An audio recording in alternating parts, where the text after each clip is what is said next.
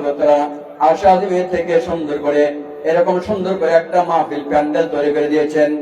শুধু প্যান্ডেল নয়, এত সুন্দর করে একটা প্যান্ডেল তৈরি করলেন। তারপরে আল্লাহ নিজেই বলেন, আমি সেই মাহফিলের বক্তা হয়ে আমি সমস্ত ফেরেশতাগুলোকে ডাকবো। দুনিয়ার ফেরেশতারা তোমরা শ্রোতা হিসাবে আজকে আমার বয়ান শোনো। ফেরেশতা আসে এইভাবে মাহফিল সুন্দর করে বসে যাবে। তারপর আল্লাহ তাআলা সুন্দর করে বলবেন, ফেরেশতারে দুনিয়ার উপরে পশ্চিম পাড়া বার্তা বড় বার্তা কবরস্থান উন্নয়ন করবে যে কোণে মাহফিল আয়োজন করা হয়েছে, তোমরা দেখো দেখো এত সুন্দর করে আমার বান্দারা কোরআনের কথাগুলো সুন্দর করে করে শুনে শুনে আমল করছে। বলুন সুবহানাল্লাহ।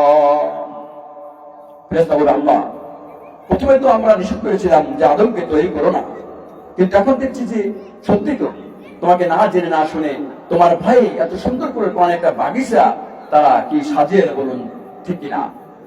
শুধু তাই না, আল্লাহ বলবেন, এই ফেরেশতাগণ তোমরা যদি সচক্ষে দৃশ্য দেখতে চাও, ভাবটা কবরস্থান উন্নয়ন করবে যে মাহফিলে যে সুন্দর দৃশ্য তোমরা যদি দেখতে চাও, ডান পাশে একটা ছাদের লাইট থাকবে, বড় একটা টিভি থাকবে, পর্দা থাকবে, বাম পাশে একটা টিভি থাকবে, পর্দা থাকবে। ফেরেশতাকে ডেকে বলবে, ফেরেশতা দেখো দেখো, তোমরা চেয়ে দেখো, এই টিভির দিকে তাকিয়ে দেখো।